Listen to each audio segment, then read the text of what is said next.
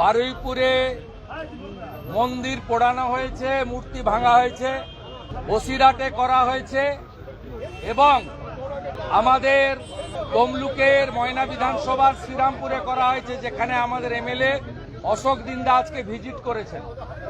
সাথে সাথে গতকাল দুটো ব্যাড ইনসিডেন্ট হয়েছে। একটা মুর্শিদাবাদ জেলার নওদাতে, সেখানে একটি বাজারে, পাটিকাবাড়ি বাজারে বেছে বেছে হিন্দু দোকান পোড়ানো হয়েছে, হিন্দু দোকান ভাঙা হয়েছে।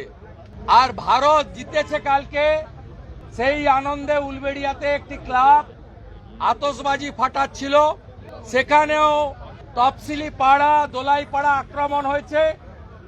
আমরা এর প্রতিবাদ করছি এবং মুখ্যমন্ত্রী বিধানসভায় এসে বিবৃতি দিন, গোটা রাজ্যে কেন হিন্দু মন্দির, হিন্দু দেবদেবী এবং হিন্দু দোকানদাররা আক্রান্ত হচ্ছে।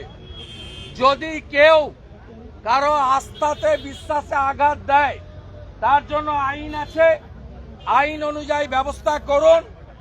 এই ধরনের আক্রমণ ওপারে বাংলাদেশও হচ্ছে, এপারে আমাদের বাংলাতে হচ্ছে, তার প্রতিবাদ আমরা করছি। আগামীকাল ভারতীয় জনতা পার্টির বিধায়করা অ্যাডজর্নমেন্ট মোশন আনছে অ্যাসেম্বলিতে, এটা নিয়ে যে কজন আছেন